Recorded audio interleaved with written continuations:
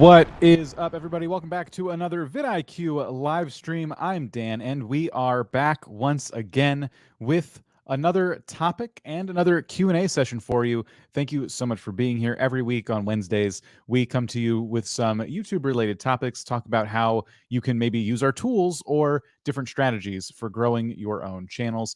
And today we're going to be focused specifically on social media and the different ways you could be using that both in and around your channel to continue growing on YouTube.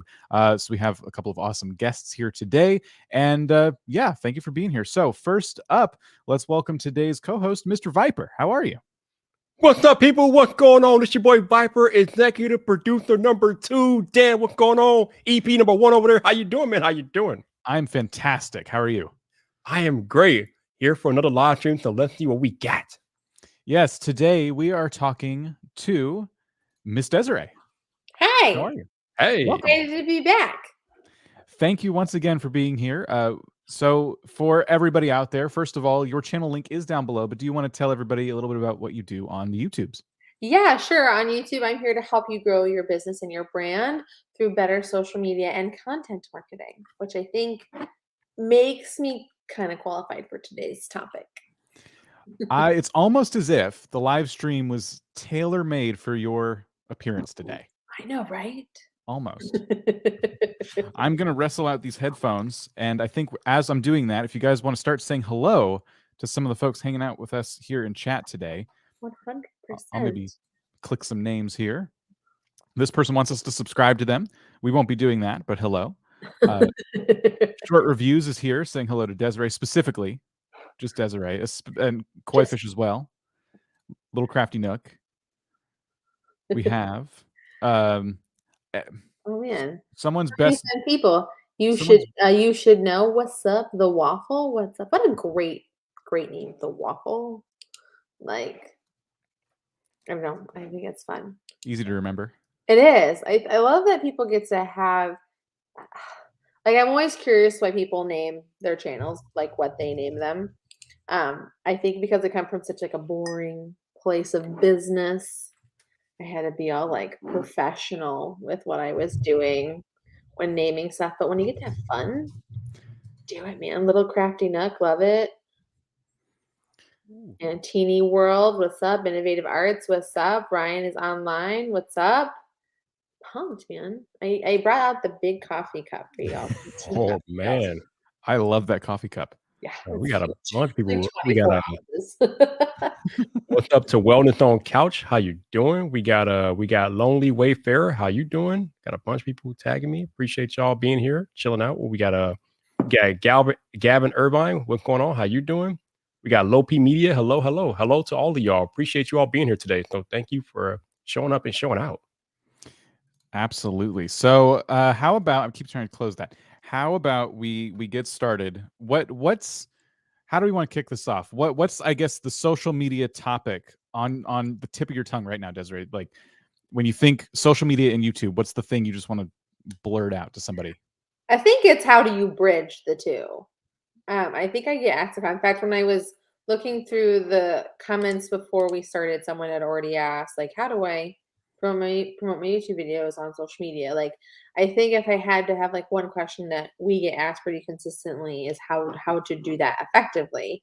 And I have a lot of feelings and thoughts on it, and I can't wait to talk about it with the two of you guys, because I think the last time we live streamed together, we really learned that we have 3 different but valuable perspectives on this, depending on like what everyone's niche is. I think it's due to our own investments in our education here at vidIQ, right? Like I know for me, I spend a lot of time investigating YouTube and YouTube itself in a silo. So I'm always trying to figure out how can I post a video, and for me, because I'm not a big social media user, how can I do this without touching social media? And if I can achieve that, the social media stuff can come later. That's been my philosophy with approaching content creation.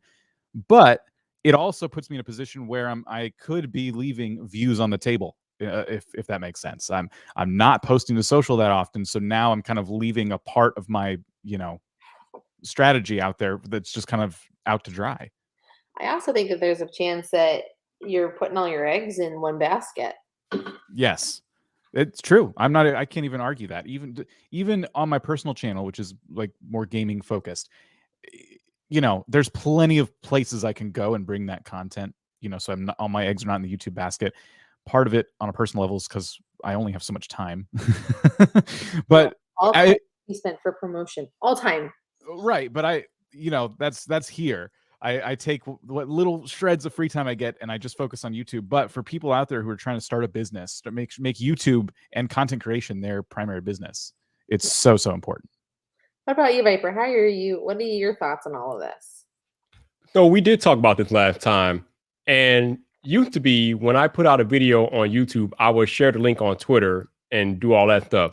But then I listened to Dan talk about how he doesn't do any of that. He just allows YouTube to naturally propagate the video as it sees fit. So I've been doing that for like the last 1 or 2 uploads. I just put it out on YouTube and let it happen, whatever happens. And I don't know. I don't have enough data to make a determination quite yet. But I have always been of the mindset that if you want to grow on YouTube, the best way to grow on YouTube is to grow organically. And I guess part of that is, like Dan said, just letting YouTube handle it and not trying to bring in outside sources to affect how YouTube propagates your video. So I'm trying that. When I have more data, I will definitely come back with a more definitive answer to the question. But right now, it seems to be doing the job a little bit, but I need more data. Let's ask Desiree this. So, you know, you got us on one side saying maybe we don't use social, you know, because I'll be honest, I'm not that good at it. So it's easy for me to just go, I'm going to focus on this YouTube thing because I think every social media platform has its own way of working. And that's another area of expertise that I need to learn over time. So as somebody who isn't doing that, and I assume a lot of people here in chat, maybe we should run a poll, but a lot of people here in chat may be the same way. I'm just kind of focused on YouTube right now. How can I get in there? And what are the strategies I should be implementing as, let's say I'm going with 0 followers. I've just started my first Instagram account that's attached to my YouTube. Mm-hmm. Well, I mean, there's a lot to unpack in this question. And so I think that it's important again to understand your objectives, right? So, you know, Viper and Dan, my question to you is, what are your objectives with your channel? Viper, would you like to start? Sure, I would start. My objective is to grow it. Obviously, I mean, I know that's the generic answer, but that really is at the objective of what I'm trying to do right now, is just to grow the channel as much as I can grow it and grow it organically. Why? But for what reason? For what reason? So probably for me, I'm trying to reach as many people as I can because my sole objective is just to help people better understand and connect with the technology. And the more people that I can reach doing that, the better. Mm-hmm. What about you, Dan? What's the objective of you? What are you doing your channel for? Well, what's cool about my channel is it's you know, an opportunity for me to study YouTube and bring back that knowledge to the community. You know, so even though it's done in my free time, it still benefits everybody here. So that aside, if I were to say like, what if vidIQ didn't exist and I was just doing that channel? The objective would be to become known throughout the community of my niche. I want people to think of me first when they associate whatever game I'm playing. I want them to think of me first. And I know everybody lives in different areas of the internet, so I want to be everywhere I can be within reason, you know. So that would be my goal, to be the first thought in somebody's mind when they think content creator for this thing I like. Mm-hmm. Seeing, and I think that is a creator approach both of you guys have. Like, I want to be in front of a lot of people. I want to be an expert about this. I want to drive that traffic. For me, my objective with my YouTube channel is I want to get leads to my service. And so that's how I look at it. So for me, YouTube growth is important. Don't get me wrong. Like, I get all twitchy when I read my analytics like everybody else. Like, why are my views going down? Why is this happening? Oh, what did I do right over here? This is so interesting. Because all that helps, because it means that my videos are being put in front of my target demographic. And the more my videos are put in front of that target demo, the better my channel can be, which means more people that I can help, which hopefully means more people get into my funnel. So my objective with my social media is I want people to be like, okay, I have a problem. Desiree solved it. What else can Desiree do for me to help me along this journey? Because I talk to business owners. So business owners are usually, for like, I kind of think that everybody becomes a business owner once you reach a certain point on YouTube, for sure, especially once monetization kicks in. I talk with like business owners who are like, I'm an insurance agent, I'm a dentist, I'm a lawyer. I do something for my job, and marketing is this burden I have on my plate. right? Like it's this thing I have to do that I don't necessarily want to. I'm not trained to do.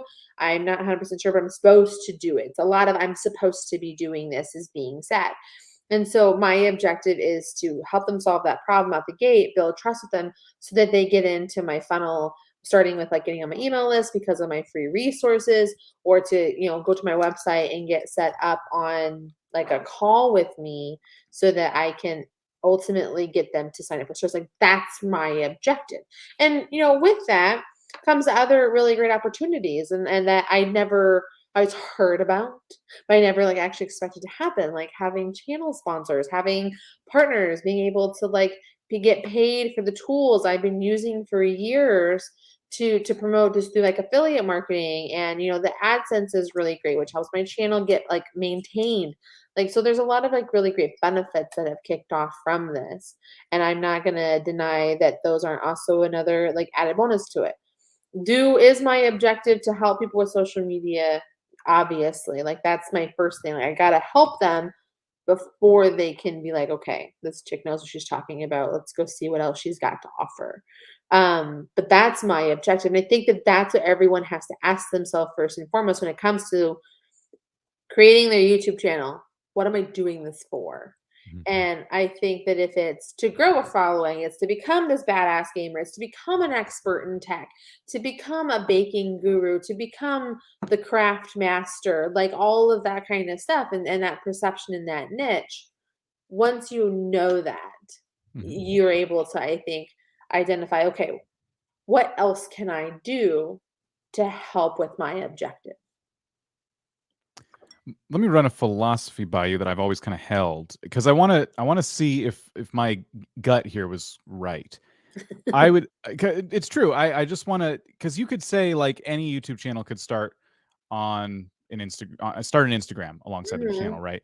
But and maybe Instagram's a bad example because I do think it transcends most niches. But let's think about maybe Discord, for example. A lot of gaming channels would start at Discord. But I would imagine you would advise, depending on your niche, if you're a baking channel, do you really need a Discord? Is your audience hanging out in Discord? You want to go in places where your audience hangs out. I think YouTube is really universal. I think everyone hangs out. I'm air quoting here. I think everyone hangs out on YouTube because they're either Googling something that they need help with, or they've been suggested your content on a home feed, or you found them in some way, shape, or form, and now they're part of your ecosphere. But you have to think of, I do not think of YouTube as a social network. I think when you look at the two categories we have on the internet for content is we have search content and we have social content. Search, yes, with search content, there are socialization opportunities. Search starts with Google and, Yahoo, Bing, but Google mainly. You have YouTube, and then you also have Pinterest, which a lot of people kind of forget about, especially in different verticals and genres. But then you have the social piece, and the social piece is your Facebooks, your Twitters, your Instagrams, your Discords. I guess you could even, to an extent, I feel like Discord and Reddit probably are the few that kind of sit in between because you can search for stuff, be taken to Discord or Reddit, but then you have the social part that kicks in. But you can share your social content and your search content on those two platforms. I know we're getting a little into the minutia of things, but that's how you have to look at it. So how can your search-based content help your social strategy? Well, your search-based content is based on creating this like Netflix of content, this bingeable content, this stuff that you can keep searching and using and stays relevant for a long time. But then you have social, which has this like 48-hour shelf life of relevancy. And how can you bridge the two? And that's where taking your long form searchable content and applying it to a social strategy is where you're going to have that's where that connecting will happen. So Pinterest, is a really, I think when you said Pinterest, it kind of was a light bulb for me because I think that's a really good example of a social network that is specialized in, if you had an arts and crafts channel, if you had a baking channel, I feel like that's the kind of stuff whenever I've looked at Pinterest, that's the kind of stuff I'm surfaced. Yes. So if you have a gaming channel, you probably wouldn't start a Pinterest around that unless maybe it's a very artsy game. Or you're using Pinterest to support your gaming channel. Again, to use a holiday example, which I think we talked about a little bit, if you have a YouTube channel dedicated, let's say, to just, Fortnite, like a Fortnite channel, you could create a Pinterest, and it could be about like 10 things every Fortnite player wants for Christmas. And that could be a blog on your website or something like that. Or that could be a video on your channel and that you backlink to Pinterest. So it's kind of like, how can you support that? Because you kind of have to think of your audience in kind of two different ways. Who is it that's watching, and who is it that might find me? And how would you bridge the two and bring it all together? So it's figuring out, like, let's, like, for example, my stuff, like, I know who's watching is our business owners, but other people that might find me are entrepreneurs, solopreneurs, agency owners, and other kind of stuff that can support it. And so being there and available for them on the platforms that they might be on so I can become their expert, their resource, their entertainment source, then I want to be able to be that too, if possible. Yeah, I agree with what you said about meeting the people where they are, because I think that's an important piece that we don't really talk about a lot. Being willing to meet the people where they are. Trying to grow on YouTube and trying to bring people from outside of YouTube in to grow your YouTube, well, that might work a little bit. That's not the ideal situation. If you're going to grow on Instagram, trying to bring people over from YouTube to your Instagram, that's definitely like pulling a rock from a sword from a rock, like Keenan did. Yeah, good luck with that. So you got to be willing to meet the people where they are. And I think if you're willing to do that, then you will encounter a lot of people that are willing to follow you across platform. If you are willing to make that initial sacrifice to meet them where they are, then they'll become more ingrained and to have trust in you to follow you across the platform. But in the beginning, you definitely should be willing to meet them where they are. For sure. Don't disagree at all. I had a question, but I got so sucked into what Viper was saying, I lost it completely. Let's my bad. We can talk about our poll real quick. I did ask, are you using social media to promote your YouTube content basically at this time? And it looks like 63% of viewers say yes and 38% say no. I would love to know where they're sharing it. Like, if we can ask that poll next. Yes, let's do that next. I think we can have 4 options, maybe 5. What one should I include? Well, Instagram, Facebook, Twitter, and then maybe just do other. Okay. Let me do that real quick. Other. Because maybe there's something we don't know about. Yeah, it's so funny to me. I tease my clients about this a lot. I'm like, it is harder to grow an audience on Instagram or Facebook than it is on YouTube. Because at least YouTube's really transparent about the algorithm and how it works and what you're doing there. And the content is I know it's so different, but it's not as competitive, which I know is so strange because everyone's always talking about, is YouTube so competitive? There's so many people in my vertical, in my niche there. And like, y'all have never seen the 8,000 mommy bloggers and bakers and people and gamers that are also on Instagram and Facebook trying to be relevant too. They're coming in quick here. It looks like Instagram's winning immediately, which is very interesting. So meeting the people where they are is important, but for a lot of folks here, they're like, okay, so how, because you were talking about bridging that gap, is there a way to properly get people to check out your YouTube channel if they found you on Instagram, for example? Yeah, so if someone finds you on Instagram, obviously you'd want to encourage them to head over to your YouTube channel for your newest video. Depending on where you're on Instagram Germany. Like for me, I do not have what was the swipe up. I don't have the link sticker for my stories. But what I do know is that, I know that Instagram wants to keep people on Instagram. So I'll dissect my content up and I will put it up on to Instagram as a way for people to get like micro doses of my content. I can do Instagram Reels. I can do stories. I can put the full video up on IGTV if I want to. It works really well. And what's so cool is that now we have these opportunities for cross promotion in a great way. Like, let's say you create a really good story or a reel, you can share that as a YouTube story as well, or a YouTube short. And then so you're taking that short form vertical content and getting multiple uses out of it. Yes, you have to make sure that you're not using copyrighted music and stuff, but if you have a great tip or a factoid that you've done, or you have something informative that you want to share from one of your videos, turn it into a reel and share it as a short as well on both platforms so that you can benefit from both. Now you can do the same with Facebook. Facebook loves vertical video right now. Short form video content on Facebook performs fantastically. And a lot of people don't realize that there's a really great financial opportunity available to you with Facebook, especially if you have entertainment based content. And so I'm talking like not tutorials, like probably anything in gaming, anything probably in product reviews, anything that's a show, and that you can make money from live streaming, and you can make money from content on Facebook, because Facebook wants to compete with YouTube. They're like, well, maybe we should start paying some content creators. I helped Braille skateboarding get established with their video content on Facebook just from repurposing their old videos, like 2, 3, 4-year-old videos.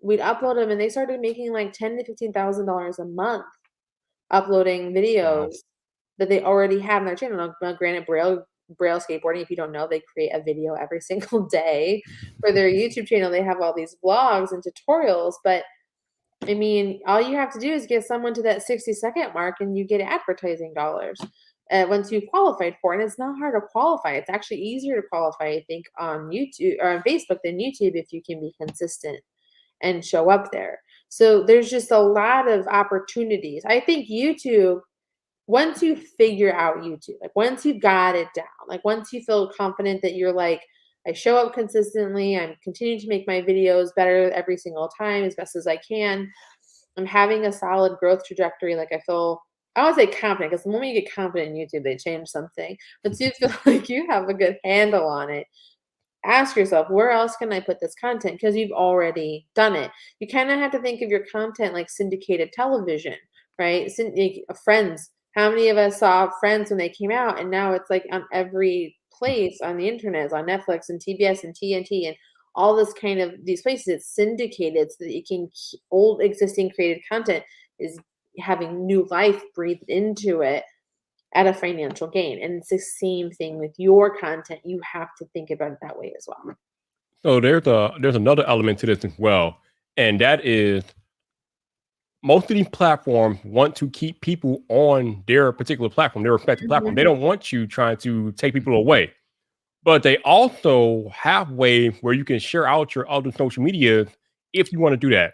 For example, if you're on Facebook, if you post a regular Facebook post with a YouTube link, Facebook will bury it. It will not get any traction. Nobody will see it because Facebook it'll take you out back like, no, we're not doing that. However, on the flip side, Facebook also has an area in your bio where you can put a link to your YouTube channel. So it's kind of weird. Like on one hand, of course, they want people on Facebook, but on the other hand, they give you a place to put your YouTube channel link so people can click on it and go to your channel if they want you to do that.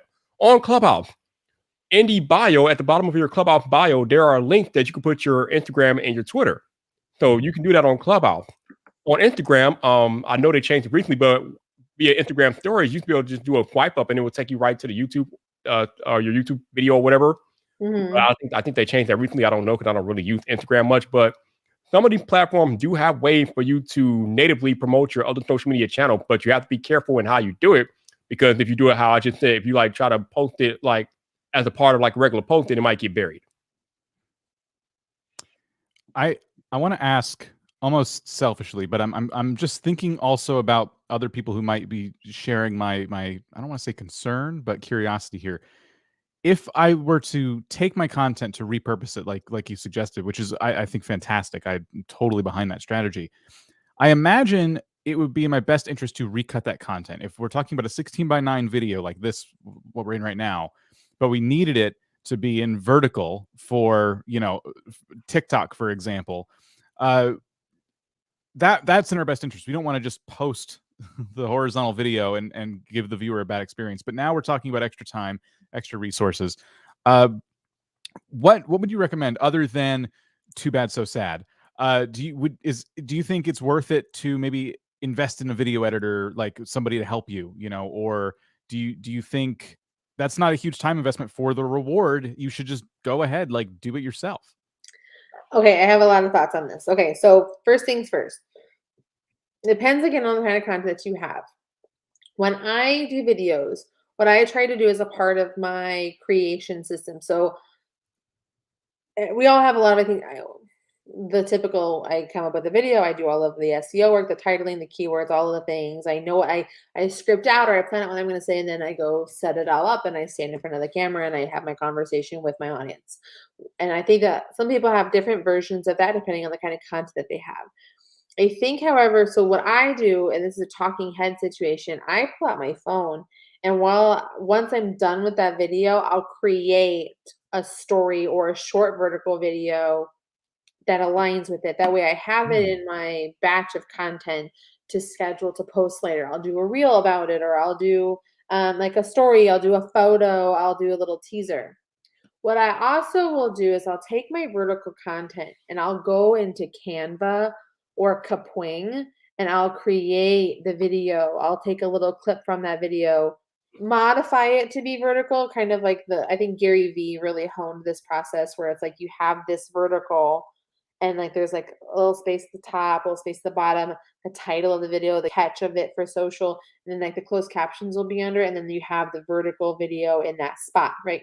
Mhm. So that's how I would encourage people to work through it. If you have something, that where you like, for me, again, talking head, when I stay vertical, it's easier for me to turn that into a vertical video versus something you're like following around and stuff. And if that's the case, then that's probably not going to be the best content to be in a vertical format. Like if you're doing a video game playthrough, unless something insane happens that you can turn into something followable, like watchable on vertical, that's when you want to pull out your phone or whatever and do that vertical video talking about it and say, hey, go check out my YouTube channel. I just had this crazy thing happen, like that whole situation, and direct people to your channel with an easy to say link or a link in bio situation. When it comes to Facebook, though, you can literally just take your vertical video, upload it, use all of the same stuff that you've done, title, thumbnail, descriptions, keywords, all that can go right into Facebook upload. Add it into a playlist for Facebook, or a playlist is very similar to how they have on YouTube, and boom, you're done. So I think that it's a matter of, yes, take it take it and make it work for you as best as you can. But it's kind of part of the system. Like if you make a video, do as much with it as you can, because you've already spent so much work creating that content. Get the most miles out of it. Yeah. I love that. I think that what we're saying here is that you as a creator are not limited to just YouTube. And all of this stuff is you're building a brand for yourself. No matter what your goals are, as Desiree said earlier, you end up inadvertently creating a business. Whether this is something you just want to do for fun or something you do want to take to the next level, you should always treat it like a business. And any business person would tell you, if you have something and you are absolutely allowed to use it on other platforms, then why not? Because there are different people hanging out on those platforms. That is just more eyeballs. So more ways to build you up. And yeah, always update your bios, include your links to your YouTube channel. And maybe that's the tease right there. Maybe you say in whatever video you're posting on Facebook, for example, by the way, I got new videos all the time on my YouTube channel, as if to imply that's where the newest content goes. And that could be the draw to, hey, follow me on YouTube if you want to see the stuff before anybody else. I think that's a great way to do it as well. Like I said, for me, I think about what I'm trying to accomplish, and I'm trying to build a community of raving fans who consume my content and engage with me, and I want to give them as much as I have to offer. I do not think that you should just be taking your content from YouTube, putting it on social media, and that's like all of that your social media is. I think you should be adding additional value when you're doing your other content as well, like telling people on your YouTube community, like, hey, if you want more exclusive content for me, or you want to follow my day-to-day, not this, follow my stories on Instagram, or do this. Jessica Stansberry, I think, has done that fantastically. Jessica has a great YouTube channel that talks a lot about growing a business, building passive income. She does geared more towards a female audience, but she does a great job of telling you, follow my crazy day-to-day life, because she lives on a farm in South Carolina, and it's just this whole hilarious journey. And you get to follow these different paths that she goes on. So you get to build a more personal relationship with her beyond what she could do on YouTube, because our YouTube videos are so strategic and specific versus like what we're doing on social. You can have a bit more fun and freedom and not be so limited by what YouTube wants you to do. Absolutely. Do you guys think we are ready to start going into Q&A? Oh yeah, they are. 100%. All right. So here's how it works, everybody. We're going to ask you to begin your question with #question, and that'll help us differentiate who's chatting amongst each other versus who's trying to direct a question at us. Especially if your questions pertain to the topic at hand today, but maybe we'll get to some other ones. I will leave it up to Desiree. We will talk about what y'all want to talk about. And we will start that in just a moment. What I want to do as the questions are coming in, before we get into the Q&A for today, I want to show you guys something new that vidIQ has cooked up. And you may have heard about it if you've been following us for the last, I want to say, week or so. We've been talking about it quite a bit. It is our new Daily Ideas tool. This tool is going to give you, if you're a Boost user, up to 50 new video ideas every single day. And you can literally use it just like this. Important YouTube rules, YouTube creators guide. This is kind of an interesting concept. Our view prediction saying this has potential for a lot of views. So we might want to save this and come back to it later. And then which YouTube channel has more subscribers? That kind of gives me an idea as well. Maybe we could do a case study on YouTube channels that are growing at different rates. So this is kind of how the tool works. You can also view all of your ideas in list form and scroll up and down. We've already been kind of using it today, but scroll up and down and save and dismiss ideas, and all of your saved ideas live in here. So you can always come back to these as well. So that is Daily Ideas, and you could try it for free. Free users get 3 ideas every single day, and the link is down below for a 30-day free trial if you're a new customer. So you can get the 50 ideas every single day for 30 days. If you're new to vidIQ and you want to try out Boost, again, all the links you need are down below. That is Daily Ideas. So questions. Now it's when we all get very quiet and we try and find all the different questions. I have one right here, actually. So I'm hearing that posting the YouTube link on Facebook posts is bad. Is that correct? Yes. That's where the majority of views come from. Interesting. That is interesting, but that is interesting. And I mean, if it's working, I mean, generally speaking, it is not the best, but if that's what you're getting your traffic from, keep doing it.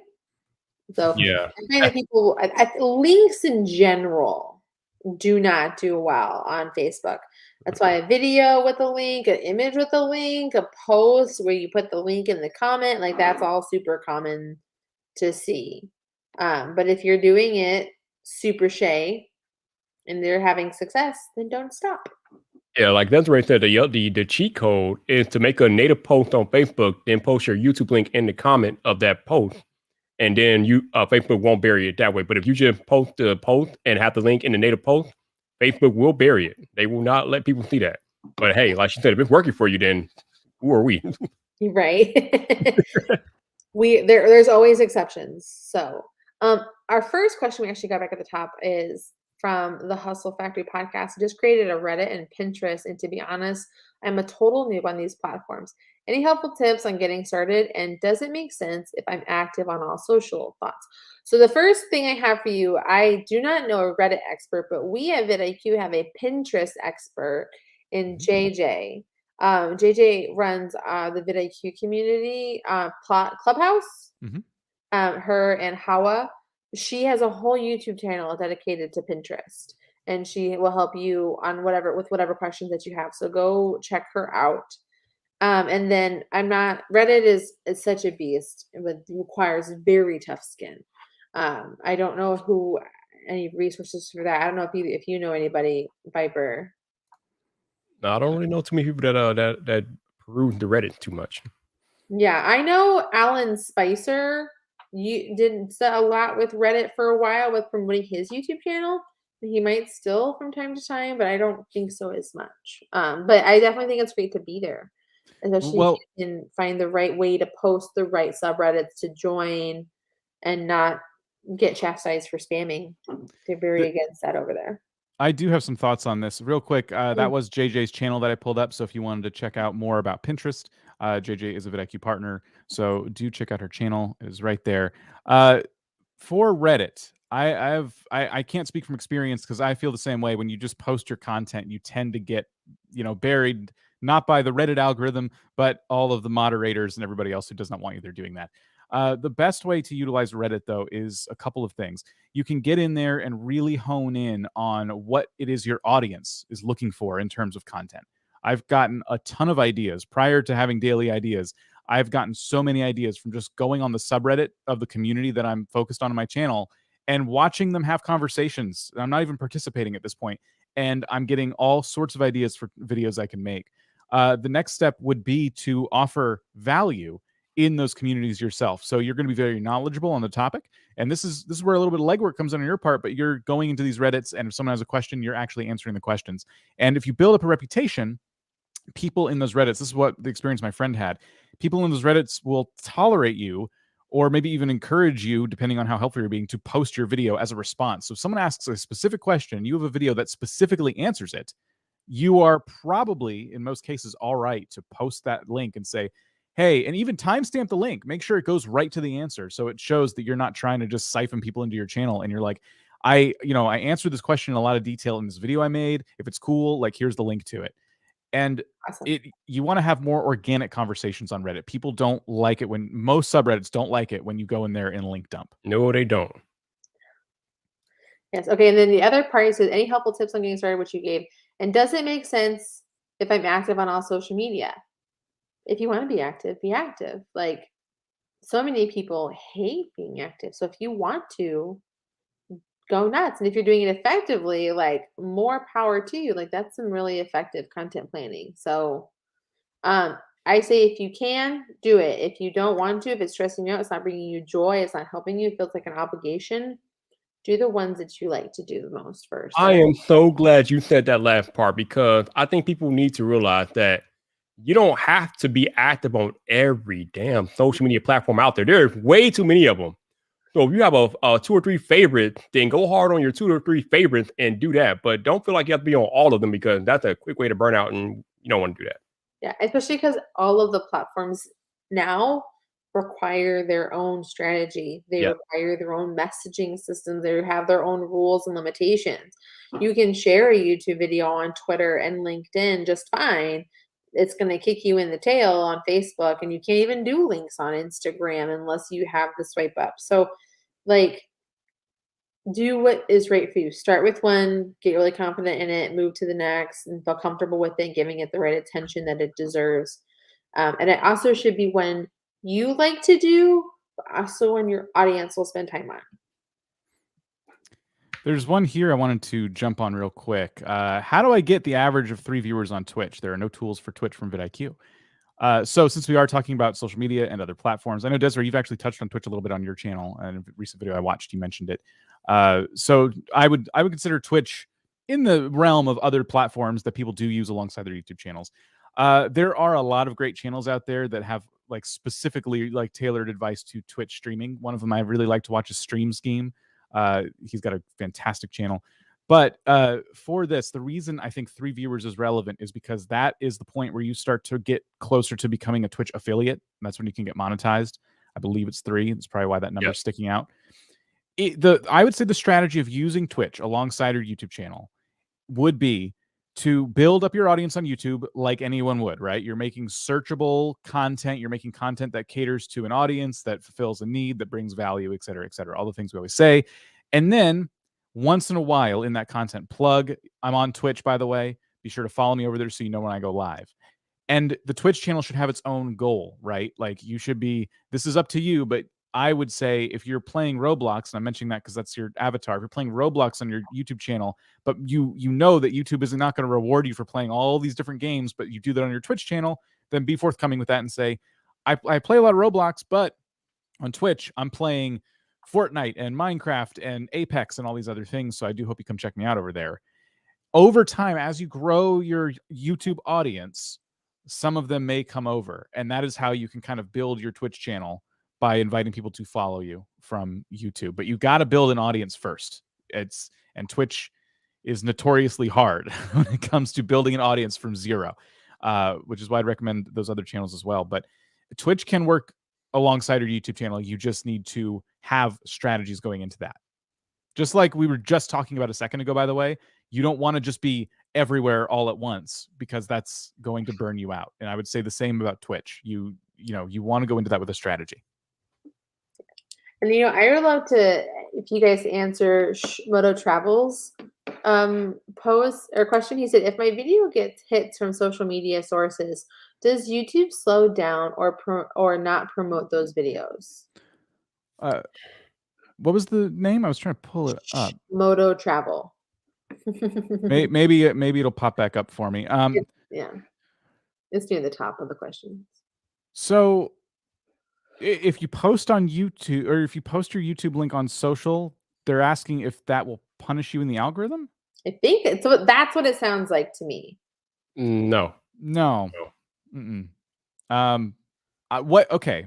Well, let's think about this for a minute. So if I were to post a YouTube link to one of my videos, one of the reasons I don't tell you guys about my personal channel, by the way, if I give you right now a link to one of my personal videos, what are you here to do right now? You're here to grow your YouTube channels, and you have different interests. You're probably not interested in seeing my video, right?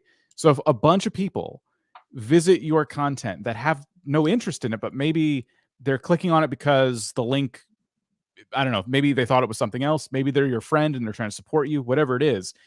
YouTube is getting data from that. They're like, a person who likes this other type of content suddenly likes this person's content. So I'm going to push it to more people like them, only to find that, oh, never mind, they don't. So you have YouTube promoting your content to the wrong audience is the fear, right? So in that way, if you're posting your videos to the wrong audience, yes, I guess the algorithm will punish you.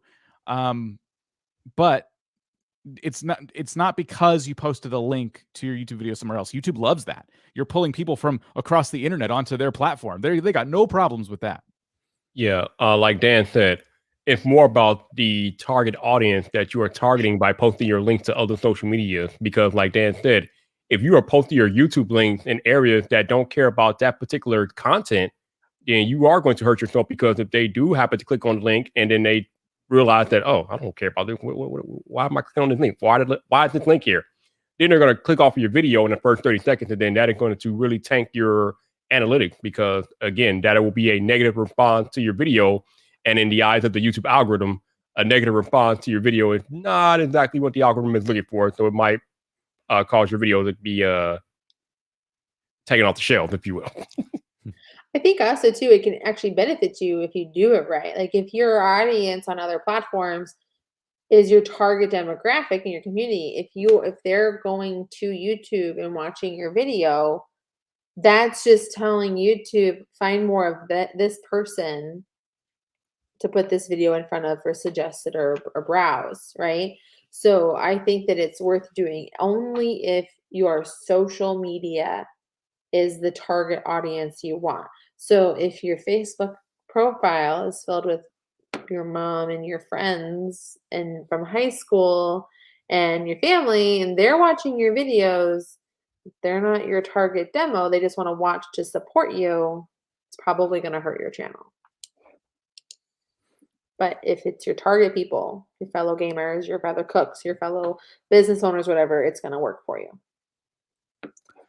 So we have one here we want to address real quick. Does using vidIQ's extension hurt my YouTube channel?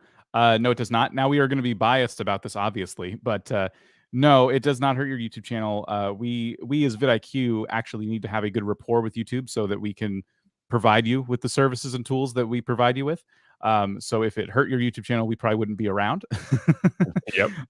But our tool, what it does is it plugs into your channel and helps you surface data that will help you, if used properly, grow on YouTube. Daily Ideas is a great example, analyzing your channel and the people in your niche to present you with up to 50 ideas every single day. That's not going to harm your channel in any way, shape, or form. No, people have been using vidIQ for many, many years and have seen their channel absolutely explode. So I think you're okay. I think the deeper question with that is, does using an extension like vidIQ pose a security risk to your YouTube channel? And again, I would say no, because again, vidIQ has been around for a very long time, and I haven't heard any issues. I've been using vidIQ for 3 years myself, and I haven't had no issues security-wise. So I would say that you're pretty safe there. Although I will advise all of you all watching the channel right now, if you have not already, if you are serious about being a content creator or you're going to do this on a full-time basis or looking to become a full-time content creator, you should probably consider investing in a hardware security key to protect your channel from hacks. If you don't know what I'm talking about, just Google Titan security key, or just Google Titan security key. Google it, do your research on it, and then if it's something that you want to consider, do it. But I have one. I would highly recommend you get one if you are a full-time YouTuber or we're looking to be a full-time YouTuber. Definitely invest in a hardware security key to protect yourself at all costs. Yes. I have a question on here. So a new chapter asks, I don't have a Facebook account, a personal account. Could I have Facebook account for just my channel? So what I think he's asking is like, can I have a Facebook account for my YouTube channel, not a personal account? Okay, so Facebook has very clear rules about this. In order for you to do anything on Facebook, advertise, have a group, have a page, anything, you have to have a personal profile. Now I'm going to air quote this pretty hard. So by personal profile, it means you have to have your legal name and your information there. Now, because of what happened with the Cambridge Analytica scam system problem, and it's caused a lot of legal issues, Facebook has to be able to track down every single person, every single account in the event of advertising very specifically to pages. So people do have a lot of feelings about this, about security and personal privacy, all that kind of stuff. My answer to this is if you want to use Facebook, you have to play by Facebook's rules, and this is their rule. So create the most basic of Facebook profile pages that you can. Put a picture up. It doesn't have to be of your face if like that's the thing that you want to protect. It can be literally of trees outside, and put your name in there and do the bare minimums. And then you can go create a Facebook business page or a Facebook group. I encourage you to do a Facebook page if you're not going to do anything with a profile account, because then groups kind of aren't also purposeful for you. And then you can create that page for your channel as an extension of it. Then you can multicast to it. If you live stream, you can upload your videos. You can tell people they can go like it. You have all of the benefits that a Facebook page has available to you, including the opportunity for monetization if that's like kind of the purpose for doing that. However, if you're going to go through all this jumping, like be present on Facebook as your page. Encourage your YouTube audience to follow you over there. Encourage, like, create content just for that platform, not just repurposing your YouTube content without doing anything else with it. Again, like we have talked about previously, there are so many social networks that are out there, and each have their own rules and regulations and things that they want to do to be the special butterfly that they are. So make sure you're creating special content for that Facebook page for your channel. Okay, house rule before we go on. Somebody asked in the chat, can I get banned for self-promoting on this particular channel? Yeah, you can. We won't ban you immediately, but we will politely ask you not to do it because it's just not a good look on anybody's live stream. You probably shouldn't be self-promoting, but definitely not on this channel. Don't self-promote. If you continue to do it, then yeah, you will get the act. We will ban you, but we will ask you nicely to stop. And if you don't stop, you're gone. So just don't do it, please. Thank you. It is. I want to talk about that for a minute because I've seen this as a strategy from folks that they think I'm going to go to this person's channel and just post my link. And I'm here to tell you, just like I was talking about a minute ago, that's not going to get you anywhere because our audience is here for a very specific reason. They're not here to watch your videos, whatever they're about. They're here to learn how to, in this case, grow their YouTube channels. They want to learn about social media. So it's just not relevant. So what you're doing is if anybody here clicks on that, just out of, courtesy to you, you're helping YouTube. You're helping to confuse YouTube and making it so that your content gets pushed down even further because it doesn't know who this content is for. And you're working against your own interests when you promote your content to an audience that doesn't care about it. And I'm not saying that for our chat. I'm saying that for anywhere you put your content. I would say, yeah. Like I said, there's a lot of people that have been asking questions. It's okay to share here. Is it okay to share there? Is it okay to do subreddits? All that kind of stuff. Under no circumstances should you just be sharing for the sake of sharing. as a part for whatever you're doing. Whether as a social media marketer for over 12 years, it's never been a good idea just to put stuff up places and just blanket your stuff. It's like if you go to in-person networking events, just hand your business card out to people and walk away. Like, don't do that. It's a terrible strategy for anything that you're trying to do. Reddit is super critical, and they're going to get all up in your business about it. Like, they are the meanest of the meanest when it comes to the internet, in my opinion. But all of the different social networks, is not only are people not going to consume just posting for the sake of posting, you're also going to run into like the less engagement your content is getting, the more the social networks will devalue your content. So just like on YouTube, when people aren't watching, people aren't clicking on your thumbnails, and they're presenting the content to your audience, the same happens with social. If Facebook, Instagram, LinkedIn, any of them are presenting your content to your audience, your followers, your fans, or whatever, and you're not clicking on it, they're not reading it, they're not liking whatevering, Facebook and all of them are gonna be like, looks like people don't like this person's content. We're probably not going to show it again to other people unless it's like a fluke situation. So don't do it. Like, don't do it anywhere. It's a bad strategy. It's like sub for sub. It's any of that kind of stuff. Like, just don't do it. It's not worth it. You want to give people a reason to watch your content. Give them a reason to go to YouTube. So like, I had a video that I published today that was like how to leverage your Facebook personal profile for business. So if I was to go post about this on Facebook, my Facebook profile, or on like Instagram, I probably would ask the question of like, did you know it's against Facebook's terms of service to do business on your personal profile? But yet everyone's doing it, it seems like. And I would give some personal story or information. And I would say, I deep dive into this over my YouTube channel about what you can do to do this. Go check it out. Right. So like, that's how you do it. That's how you socialize your content, how you effectively share it, so that you're giving people a reason to click and to watch and to view, not just copying and pasting the title of your video and a link and expecting it to just blow up. Yeah.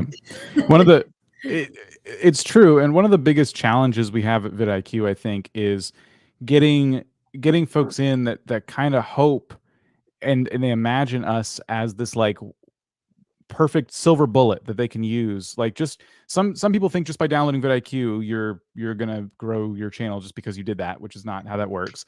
Some people think that because we're having this conversation, we're going to give you some kind of secret sauce that gives you some shortcut that basically makes it so you can just grow your channel overnight by snapping your fingers. Like, oh, all I had to do was post my videos on Twitter.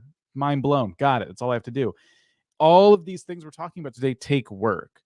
Posting your links anywhere, for example, just because you did, doesn't mean anything. All of this stuff takes time, and you have to sit down and actually put in the work, just like you do when you edit your videos. Every step of the process is down to you and the work you put. You get what you put into it, right? So there's no silver bullet for any of this stuff we're talking about today. It's a job. Like, I don't know anything in this world that you put time, if you want success in, that doesn't require an amount of work and time. And it's a job. Like, being a full-time YouTuber doesn't mean that like I just make money on YouTube and I, do 2 hours of work in a week and just hang out. No, like, this is literally my job. I'm doing this all the time. Like, I'm thinking about it. I'm getting video ideas. I'm looking at my analytics and following trends and checking out keywords. I get super excited about new features like this, like the new ideas tool that vidIQ has is the greatest gift in the world from a YouTube tool, because it makes coming up with what videos to create so much easier when you're like 400 videos deep and you're like, I cannot talk about Facebook again, but getting fresh ideas is a fantastic new way to do it. So this is a job.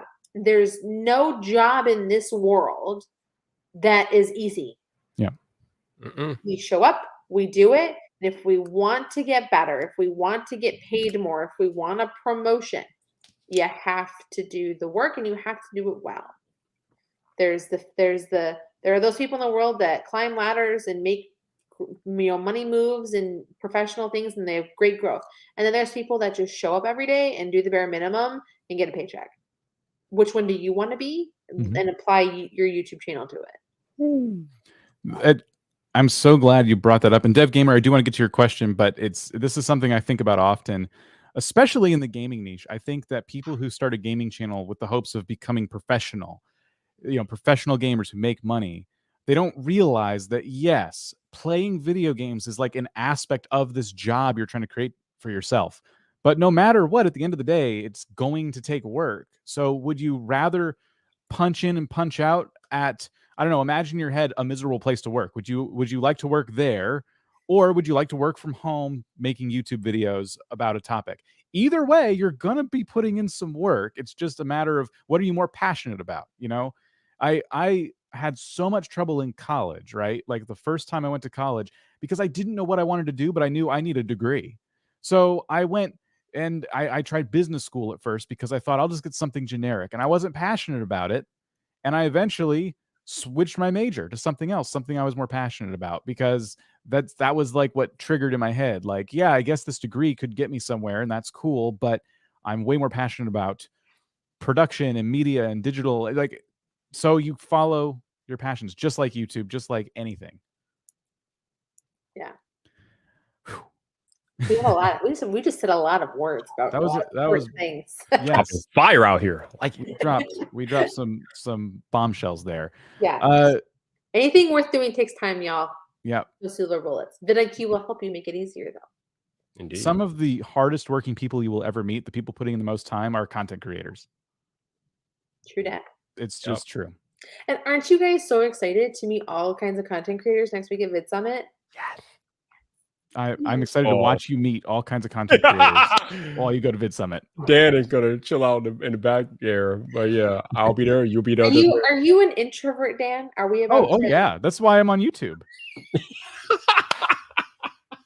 What do you think all this is for? You guys just made this because I want to be out in the world? I mean, I don't like commuting any more than anybody else, but I love people. Like, I mean, it's been like missing it last year and having to do it virtually last year. I'm so excited for humans. I'm so excited for humans. Oh, the other Dan will be there. All right, whole house. We will see you in LA, baby. Yeah, let's go. Yeah. Okay, let's answer Dev Gamer's question. Yes. If Dev Gamer's still here, thank you for your patience. So does streaming with very few people hurt your channel's reach? No. So every video, YouTube has said this themselves, every video is going to be judged on its own, right? So if you're streaming to 3 people and you're looking at your metrics and you feel like, wow, did this stream just hurt my channel? That's really not the case. The next time you upload a video, that video is going to be judged separately from the live stream you did, separately from the short you put out. Where that matters is having a channel that's focused. That's how you build up returning viewers. But when it comes to, if you're streaming and you're getting like 3 concurrent viewers, that's awesome. That's 3 people watching you live, and you can build that up by releasing more video on demand content as a way to just grow your channel as a whole. But there's no harm in streaming to a few people, other than maybe you could be spending that time making a video on demand piece if you feel like 3 is just not where you want to be. On the flip side, if live streaming is your thing, the more you live stream, the more your audience will grow. I am living proof of that. I live streamed like for the first time back in March of 2018. And when I did my very first live stream, I probably had maybe 10 people in the chat if I was lucky, but then it kind of grew over time to where I was regularly having 30 plus people over in my chat. So the more you live stream, the more your audience will grow. Mm-hmm. Yeah. All right. I also think it's important to remember like things to remember. Like YouTube is a really complex tool with different ways it calculates the difference between like premieres and video uploads and live streams and stuff. So find the one that you like doing, that your community likes doing, and then do more of that. All right. So looking for questions. Yeah. Let's see. I think this one goes back to basics here, but we'll tackle it real quick. Best way for getting interactions on social media is ask questions. There you go. Or as I told you guys last time I was here, find a way to create an emotional response. And that will get you interaction very, very quickly. All right, let me repeat. Triggering questions. Ask triggering There questions. you go. There you go. Get them in a field. Or like statements like Grey's Anatomy is stupid. Fight me. And then like there you go. That'll start the interaction real quick. So I like funny ones like, do you like or hate your children today? You know, just like that kind of stuff. And asking for a friend. Let's see here. I promote in certain Facebook groups with permission because it helps my fellow jewelry makers. Most of my YouTube traffic comes from Facebook. External. Does that hurt my YouTube stats? Does it confuse YouTube? No. We just answered the question, but no. If you are promoting if your content on YouTube is about making jewelry, and you are posting a link into a jewelry making Facebook group, that can only help your YouTube engagement because those people want to watch that content on YouTube. So no, that does not hurt your YouTube stats at all. It shouldn't. It should only make them get better, actually. Yep. The more that's very specific data to give to YouTube so they know they can count on the views from you from Facebook. And then they know, okay, based on these people that have viewed it, here are other people that might also like your content as well. You know what? I have a question for y'all because you're a lot more in this YouTube space than I was. I'm going to ask this question very simply. You share a YouTube video link on Facebook. You click it. It opens up a new window in Facebook. Mm. How does that work from a back-end YouTube perspective? Like, does it help algorithms? Does it count for views? Like, I think that's a question I have. I think I know the answer to, but I'm sure other people are curious about it as well. All right, this is kind of weird because I believe that part of this is an iOS or Android thing. If you do this on Android, usually if you click on a link on Facebook on Android, it should open directly into the YouTube app. So then it becomes a native YouTube view. However, if you try this on iOS, the apps are sandbox, so they don't directly communicate, which means it will open, like you said, Desiree, into a separate Facebook window where you can watch that YouTube video. And I think YouTube treats that as an external view, not an internal view native to YouTube. So I think it kind of depends on which platform you're using or where you click the link at as to how YouTube analyzes it. But it could either be an internal YouTube view if you do it on Android, or if you're doing it on iOS, it's probably be external because the apps don't communicate and you can't go directly from one app to YouTube. It's goofy. It's very goofy.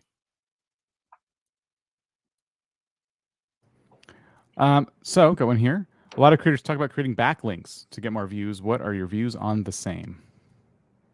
The only thing I know that you create backlinks for is if you're doing Pinterest or you're posting on a blog, the link to your YouTube channel, which I encourage you to do both because for me, consumption is important and search is important, and those two work together through backlinks. Ooh, This is one that we haven't talked about in some time. We talked about this a lot when YouTube Shorts first came out, and Shorts have been just kind of becoming, I think, second nature to all of us on YouTube. We're just used to them now. So if you accidentally got 1,000 subscribers, thanks Shorts, but then make a normal video and only get about 30 views per video, should I restart a new channel or just hang in there? So this would be a matter of, in my personal opinion, using YouTube Shorts or making YouTube Shorts that are not similar to the long form content you would make.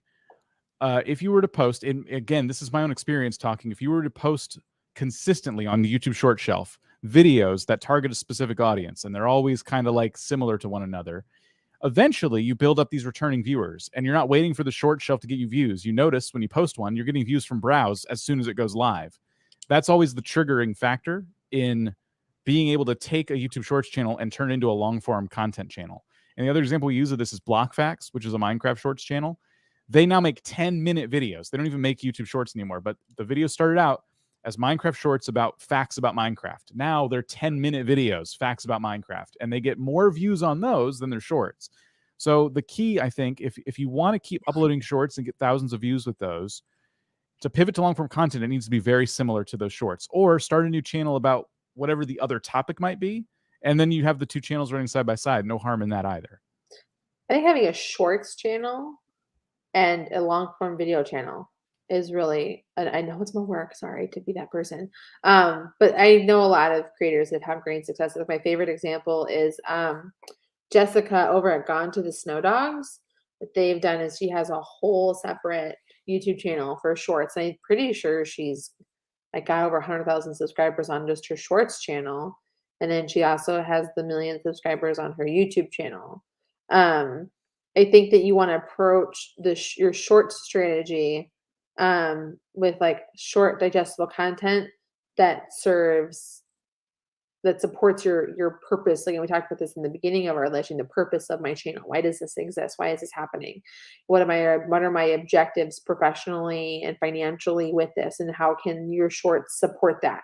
A lot of, I think what Jessica is doing is she's using shorts for brand awareness, but she's also using them to drive traffic. Like, go watch this full video over here, and she'll have the link in the description for the video. There are definitely different strategies. This is a very interesting channel. I would say that because they're doing similar content on both channels, but they are bringing, they're just running them side by side, which is a pretty cool way to do it. So repurposing existing content. Yeah, there's no wrong answer here. I would say, especially, yeah, you're right. If you're repurposing content, I would especially say that it's good to have that separate channel because likely the viewers on your original channel saw it already. So why bring it to them again? Maybe you can have another audience, and that's just more growth for you. A lot of people do shorts to pivot. They want to get into monetization, they want to get into long form content, and the strategy, again, because I love the channel you brought up here. I'm just going to bring up the other one I was talking about before, just for reference, is BlockFacts. We're talking about a channel that makes 10-minute, 12-minute Minecraft videos now with millions of views. So this is monetized. This is just like any other YouTube video, but it's just like these shorts, which are just very quick, in-your-face facts about Minecraft. They do it again in longer form content. So I love that. It's almost like the short form content teases the long form content. Yeah. All right, go ahead. I was just going to wrap it up by saying there's different ways to approach this, and neither are wrong, really. Like, you just want to, again, go in with some intent. Okay. All right, I want to answer the question that was directly below that from Adnamy, and they asked, how do I actually become myself when talking to the microphone or camera? I'm not shy in front of a camera, but I just feel like I'm not the best version of myself when I'm recording. This takes practice, doing it over and over and over again. And I'll give you a perfect example, myself. My very first video went something like this. Hey people, this your boy Viper. How you doing today? We're going to talk about the iPhone 10 and 2 months later. Let me let you guys know how this works. And if you look at a Viper video today, it looks and sounds more like, what's up people? This your boy Viper, the man about tech. And today we're going to talk about this iPhone to the Mac, whatever the monkey dip what it is. So it's all about practice and doing it over and over again, because what happens is that the more you do it, the more comfortable you get. I think a lot of creators have this initial like shyness or initial self-doubt or fear or whatever you want to call it when they're first starting out. But again, as you put yourself out there and you do it more and more, eventually you get comfortable, you develop your own flow, you develop your style, you develop your own process for doing things. And at some point, it just becomes second nature and you just do it.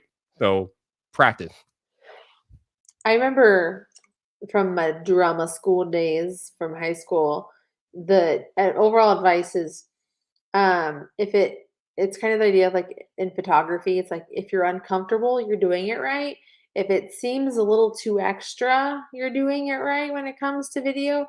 Like there's no way I'm smiling this much and talking with my hands. It's like when I'm not performing for my YouTube videos, for my live streams and stuff like that. Like you're kind of playing a more dramatic version of yourself in your YouTube videos so that it can come across as normal. Like it's super weird.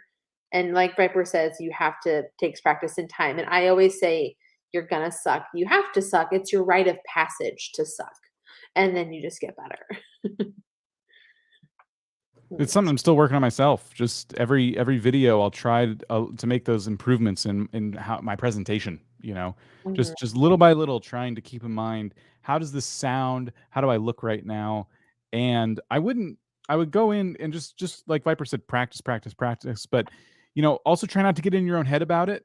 And that's helped me. Some advice I got once too was, to try and, if you're somebody, if you find yourself, because here's my problem. I tend to talk kind of loud and like I am now.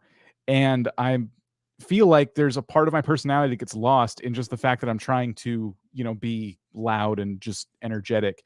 And I got really good advice from somebody once who I'm gonna butcher it now, but they basically said to speak confidently, but as if there's somebody in the next room that you don't really want them to hear you. And that's what helped them, So I've tried that, and I actually looked at the results. I'm like, okay, I like that. It's a little bit different than what Viper said, where he's like whispering, like, "Hey guys, so it's Viper here." It's more like I'm gonna be confident, but I'm gonna be kind of quiet. I'm gonna bring you in, and we're gonna have this conversation, And that's what I'm going for. I want to be more and more personable when I upload these videos, and that's kind of what I've been like struggling with. I have a question from way back that I've been wanting to answer, and it says, "Do other platforms pay content creators?"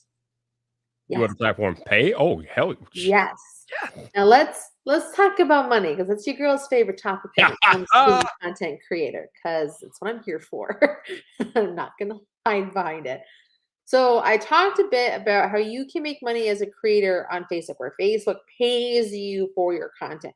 You have to qualify for monetization, and it's very simple. You just go into the back end of your Facebook page in Creator Studio. So facebook.com/creator, I think is what it is.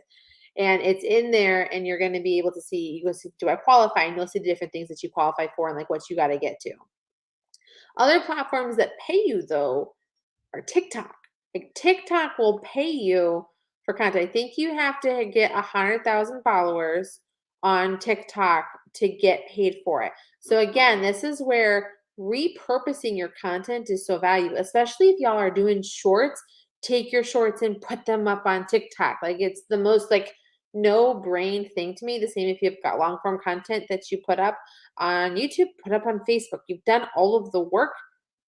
Just put it over there, right? It makes so much sense. Additionally, and this is the part I think is the most important, I want to have this eye-to-eye conversation with you. If you have multiple platforms you have built an audience on, sponsors will pay you more money for access to them. So when I have my audience, I don't just have my 26,000 subscribers. I also have an email list of 15,000 people that I also email every week my videos. So when I'm going to sponsors, I'm talking to them, I get to present them with all of this audience that I have in these different places. So if you are creating this great content and you're like, how else can I make money off of this?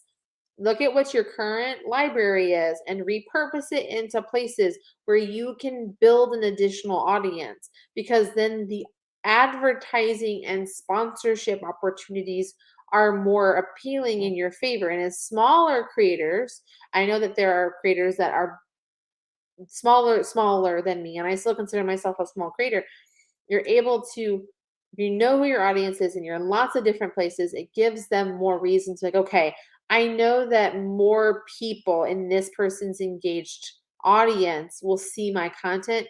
Therefore, I'm willing to pay for that. So don't underestimate the financial value of building audiences on other platforms, not just because the platforms pay you, but sponsors will pay you. And welcome to thank you for coming to my TED Talk. That was an excellent TED Talk. I will subscribe. It's serious though. I mean, you guys think about how the platform can pay you directly, but if you can build an audience on other platforms, then like she said, brands will pay you for what you do on other platforms as well. So we're talking about money that you can make from the platform directly, but even more importantly, just the brand paying for that access to your audience across the different platforms. So don't think about it narrow-mindedly about how the platform can pay you. Think about how you can make money with your audience across different platforms from brands all over. The creator economy is here, people. It's here. I think our next live stream together should be about money, because we don't talk about it enough. I'm happy to talk about money. we can do that. We can do that.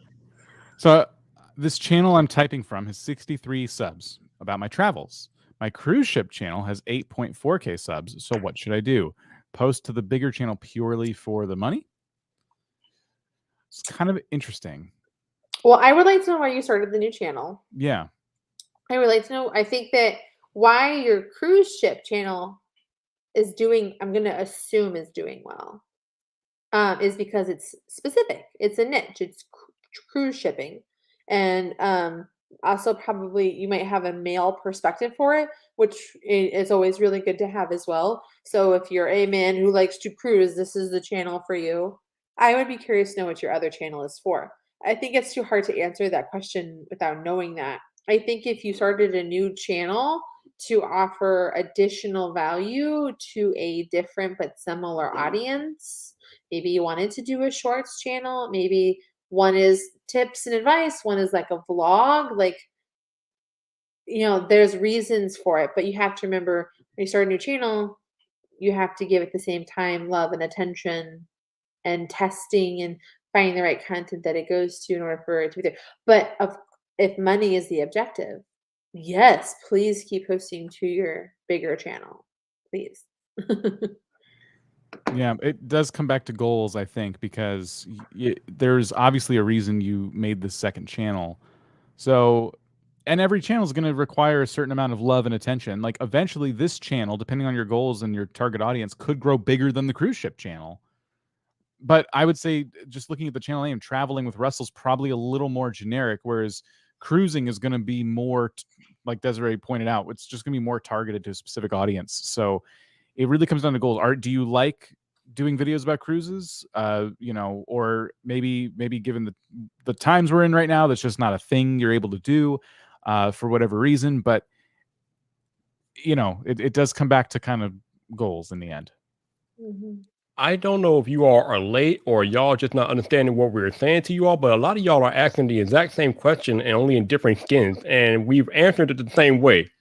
If you are posting your YouTube link to a Facebook group that is your actual target audience, it will not hurt you. I don't know how many times we can answer this question the same way. It literally does not hurt. What we have been talking about earlier is if you are posting your links all over the place to audiences that don't care about the content that you're posting a link about, that is when you hurt yourself. But if you are targeting a specific audience and posting links to a group of people that are that target audience, that is what you want to do. That is how it's done. You don't want to do it the other way around and target audiences that don't care about the content, because that will and could hurt your channel. Yeah, there's a chance they got here late, but yeah, that I've seen that come up from a few different people. Again, YouTube isn't looking at links going, bringing people from Facebook to your channel and then somehow doing anything to your videos either. That one's come up a few times as well. I was working cruise ships for 20 years and made a lot of content how to get the beach or ship walks. My new channel is about me traveling. At present, I am in Russia on vacation from ships. So they're not doing really cruise ship content right now, but they're still trying to become an active content creator. Mm-hmm. So I think you want to be looking at your overall content strategy and trying to figure out who your channel is for now, because it's probably no longer for people interested in cruise ships specifically. It's like just a more travel centric channel. So you want to do some research into that niche and figure out how, that path has been paved already. People have grown travel channels like the one you're talking about. So you want to kind of start to go down that road when you're doing your research. I have a couple suggestions for you on this, and it is make sure that your content is search based as you build out and you start something new. I would also update your profile picture because it's very hard to see you. And I would want, if it's travel with Russell, I want to see Russell. So get like tight on that chest and face. And I would keep posting on your cruise ships channel if you're creating content for that, almost to kind of help fund your new channel until you can maybe replace that content. So there you go. Good luck. Thanks for getting back to us with a little more context there. We appreciate it. Nick Moses says, what software do you recommend for live podcasts with multiple guests and webcams? I'm super biased. StreamYard. That's the answer. That's the correct answer. Literally. We're using StreamYard. It's easy. It's got the lowest barrier to entry. I interviewed the gaming grandma, Sherry Curie, and if she can do it in her 80s, where you just click a link and connect your webcam, legit anybody can do it.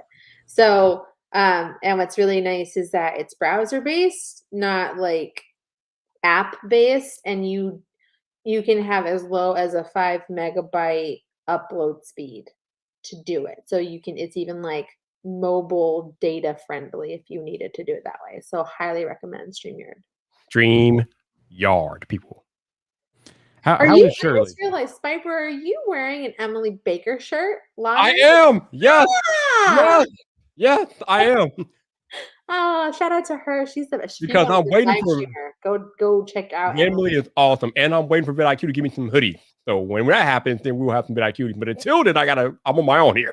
I now live in Michigan versus Phoenix, so everyone send me all of the hoodies. I cannot wait because everyone always has like long sleeve hoodie swag.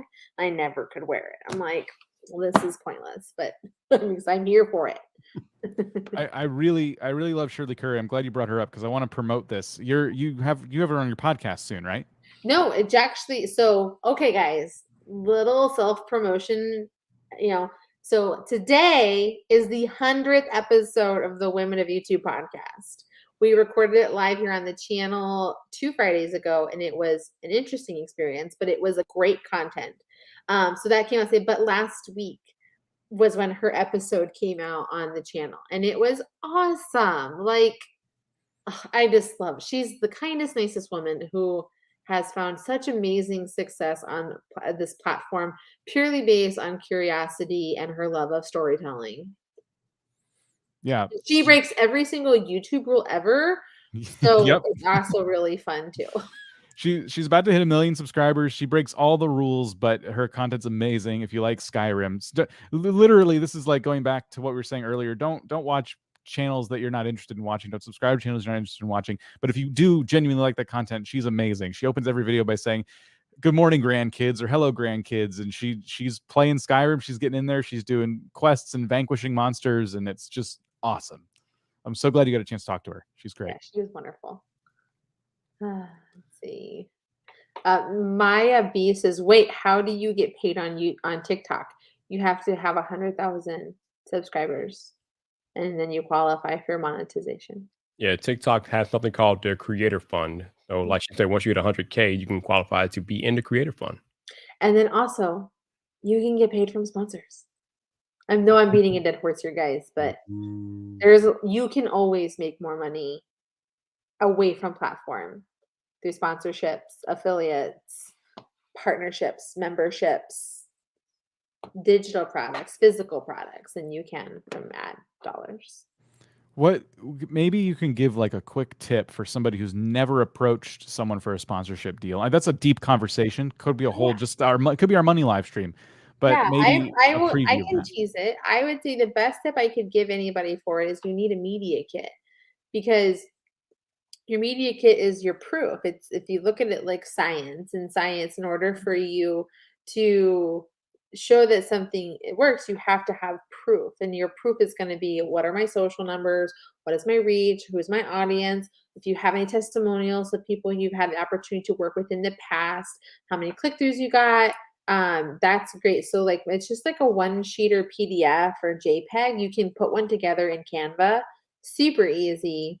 And I would just highlight the good stuff about you and like who your audience is. And then you can give that to sponsors, and then you can, in your emails or your messages, like however you're doing, you can say, "I'd love to work with you and do this. Like, let's work together and create a video series around this. And you guys would sponsor it. And here's what I will do. This is how much it costs. And here is why me. Here's my proof." There you go. Yeah. I'm gonna check out our money making live stream coming soon. Yeah, we'll do it.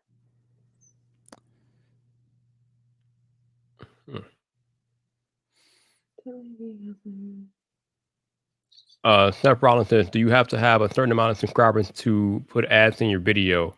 Nope. You have to have a certain amount to make money, but YouTube is going to put ads in your video regardless. So let's break down ads. To get pre-roll, mid-roll, end-roll ads by YouTube, 100,000 subscribers, 40,000 views in a 12-month period of time. That's how you qualify for monetization on YouTube. However, you said 100,000 or 1,000? Sorry, 1,000. Sorry, my bad. 1,000. I was thinking of TikTok. 1,000 subscribers. But if you want to make money, if someone pays you to talk about their product on your channel, you can do that anytime. You just have to tell YouTube that you were paid for it. And it's a little box you have to check when you upload that this video includes paid promotion. If you just want to promote affiliates, so let's say, for example, vidIQ. Let's say you are a YouTube educator or you do something that is content search based and you're like, I am signed up for vidIQ's partner program. I want to promote it. You can say, hey, this video is brought to you by vidIQ, my favorite tool. I'm doing it. If you want to check it out for free, here's my affiliate down in the link below, right? You can do that with affiliates. I do that with like StreamYard and Kapwing and Canva and tools I love. Any tool, product, or service you love, become an affiliate of them. But you only have to tell YouTube you're getting paid for that video if they gave you money. And you have to tell YouTube that this video include paid promotion. Does your channel get turned off? Mm-hmm. Yeah, you don't want that. I have kind of a mindset question here. I think this would be interesting. So this person says, I've made over 30 channels on this platform. I can't stop and continue on a channel because all my channels failed. What do I need to do? I'd say if you've made 30 channels, I don't know what time frame you've made 30 channels in. But I imagine the problem here, without looking at any of the channels, might be that you have not committed to one channel, which is what you want to do. Not just one channel, but one interest.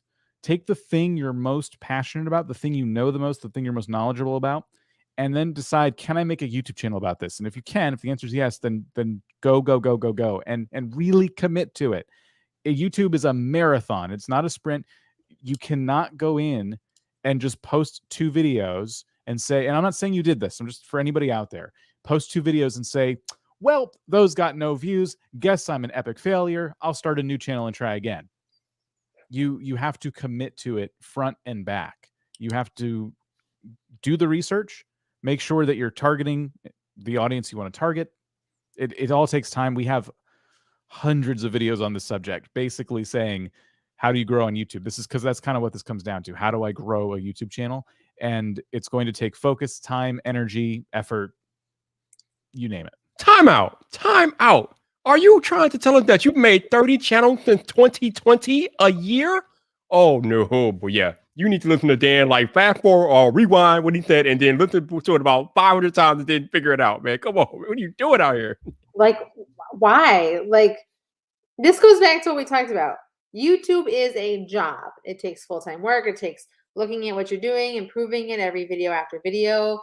YouTube, there's not a single person who has had success on YouTube that is not going to tell you it took time and bad videos, and I had to work really hard at it, and I had to keep changing it. And sometimes no one watched my videos, and it really, really sucked.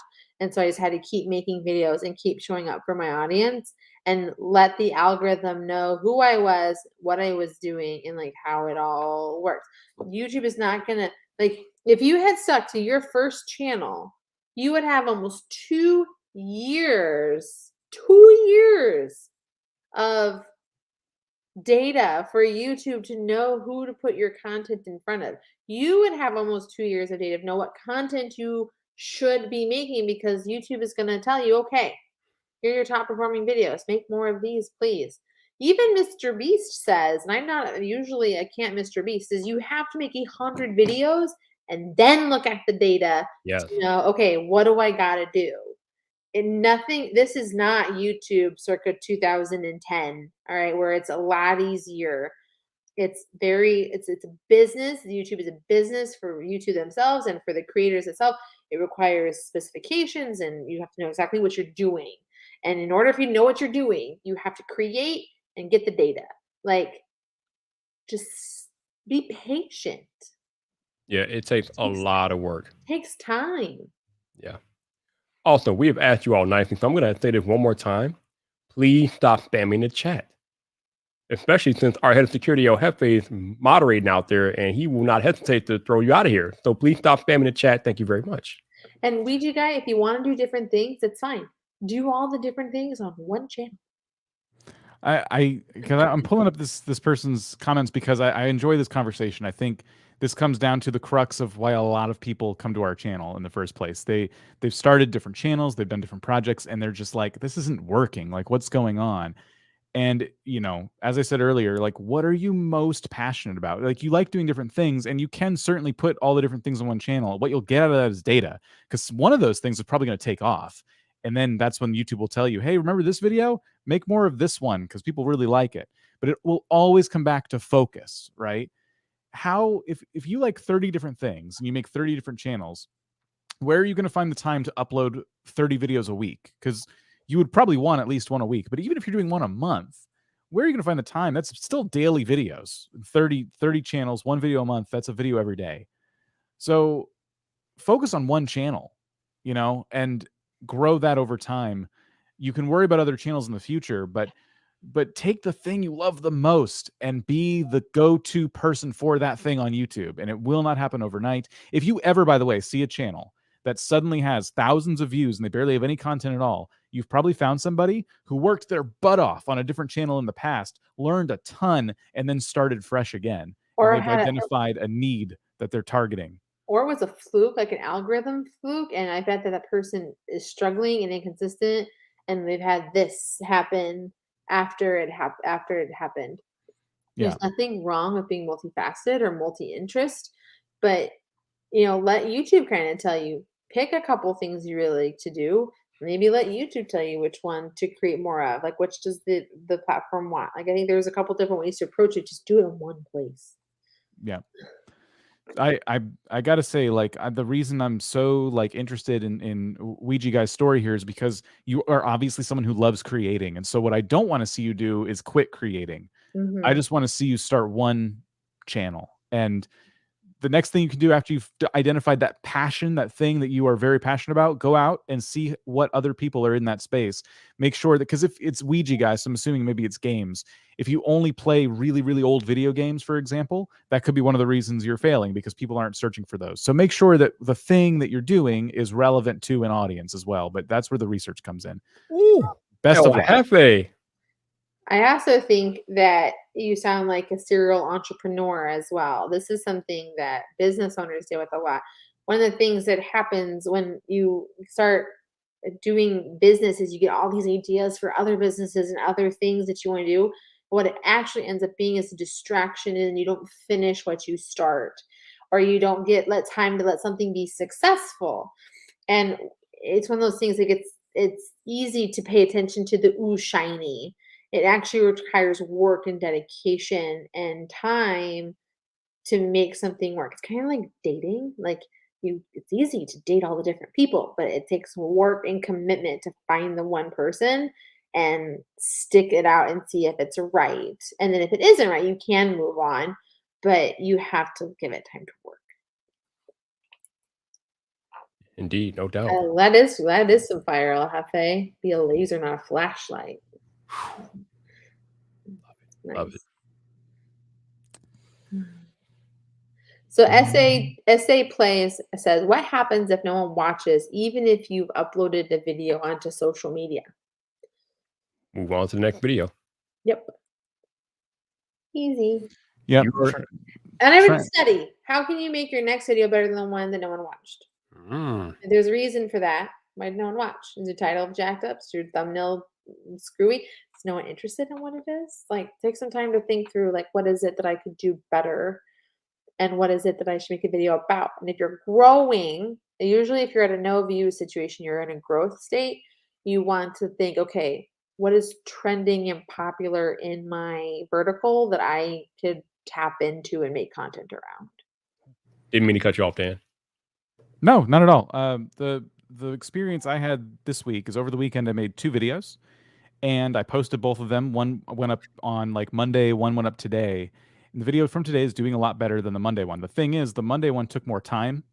It was what I thought I thought that was the one that was going to blow up. I thought it was a lot better than the video that went out today. And it's the total opposite.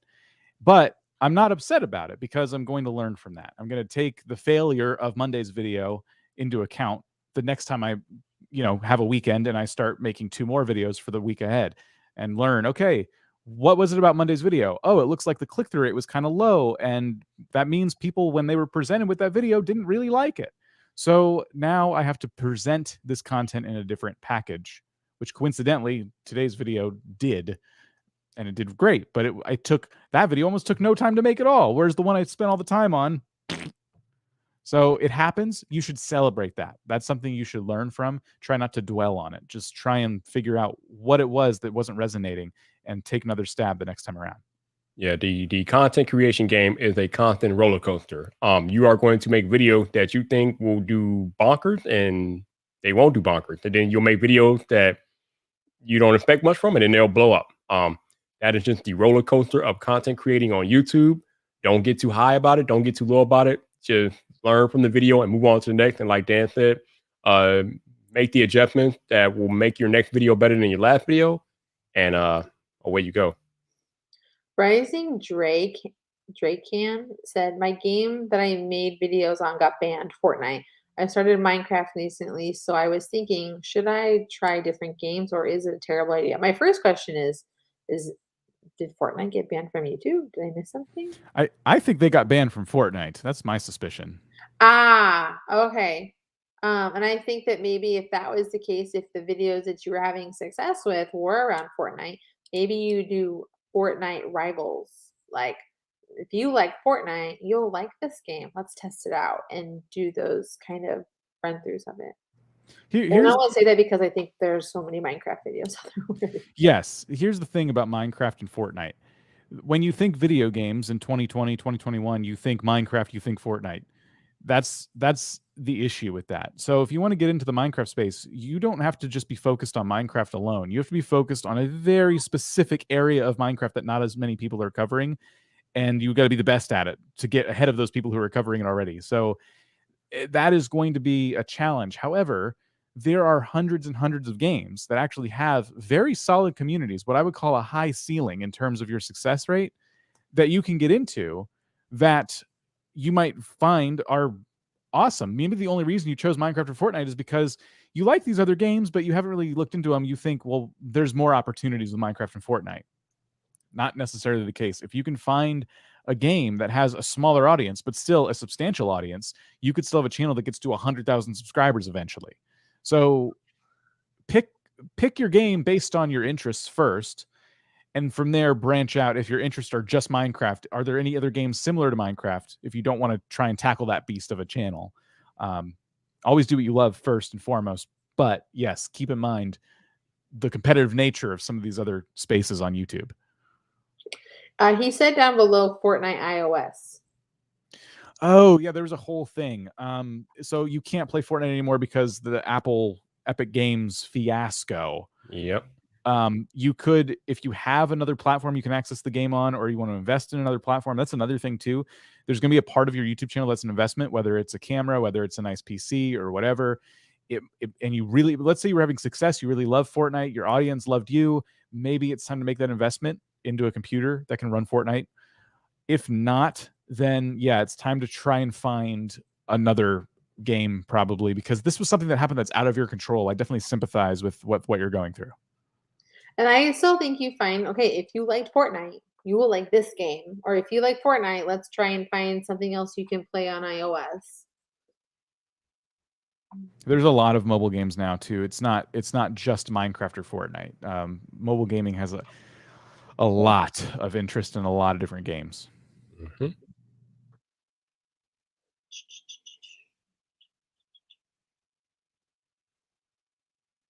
Is it good before uploading, making your video private and do the last thing like thumbnails, tags, or should uploading do it and do these steps?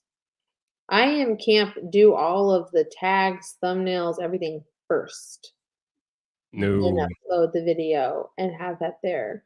Because those, in my opinion, take the most work. Yeah, my rule is I do not make a video public until everything is done. Tags, titles, thumbnails, all of that. That has to be done before I will ever make a video public. Yeah. Yeah, the chances of you remembering to go back and do that. I mean, when you hit publish, you want that video to leave your brain. You know, you want the YouTube gods to take it from there, so you can be free to make your next piece of content. If you upload a video before you get the thumbnail and you remind yourself, I'll make the thumbnail tomorrow. Maybe you get to that, but that's valuable time and brain energy spent on something that could have been done before you publish the video.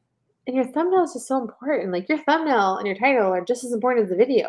Like spend a lot of time on them. Like Daryl Leaves will tell you, you for every hour you spend on a video, you should spend that much time, if not more, on the thumbnail.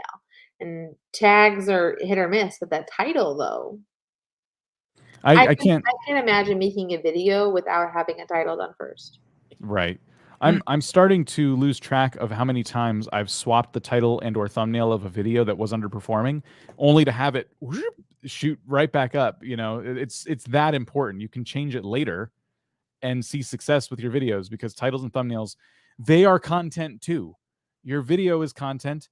Thumbnails are content. Titles are content. They need to invoke some kind of emotion, give people a reason to click. So you can't discount those as like, that's just metadata. That's just some work you got to do. It's not a big deal. It's a huge deal. No, Raven, what we're talking about is when you initially upload the video, you want to upload it private. That way, when you upload it, it's not live, and then you can go into the back and make all those back end changes, like adding tags, title, thumbnails, all that stuff. And then once all that stuff is added, then you hit public and the video goes live. But I think that's how most of us do. We upload the video private, we make all the admin changes, and then once everything's done, then we hit go public, and then that's when the video goes live. I just work through every step. I upload it, I put it in my title, my description, my tags, all the things, and the thumbnail. Like I move through every step of it, and then I hit schedule, and I almost always do a premiere. I batch my content though. Like I have almost to the end of the year done. So I don't know. Kind of interesting one here. How do you advertise something completely new and unique to viewers that they don't even know that they may want? Advertising 101, I suppose. I mean, do you guys want to take it first? I have thoughts. Well, the first thing that comes to mind is when you're promoting something, you would want it to have value to that audience, right? If you were to work with somebody on a sponsorship, like for example, that sponsor would want to know who your audience is. They would want to know just as much as you do. Like, where's this going? Are people, I'm going to give you money to promote this thing. So is it going to go to somebody who has the potential to buy my product or service? So you need to identify that for yourself. Like, why am I promoting this to my viewers? Like, will they want this? And then if you can identify that, you know, you're at least doing that part right. I'll let Desiree take it from here. I do a lot of work with tools and stuff like for online stuff. And so for me, I make my title and my thumbnail about solving a problem that they have that the tool can make easier for them. So again, if like I was to talk about vidIQ to my audience that's never heard of it before, I would say something like, never struggle with titles again, right? Like always know that way they always know like what video, or never struggle with a video idea ever again. And I would talk about how like trying to come up with videos all the time is really complicated. It's hard to know like what's trending, what's relevant, what's going to work. That is why you need to try vidIQ's new idea tool. Unlimited ideas every single day that are trending and relevant to your business. Let's dive into how this works, right? I'm intriguing them. I'm solving a problem that they have. And I know that this tool is like, okay, well, tell me more. I have to know how to make my video making life easier, please, God, because I hate doing it, right? And so that's how I would tap into something that they haven't done before. And if they haven't heard of it before, that works in your benefit, because if you've sold it right, your affiliate will be great from it.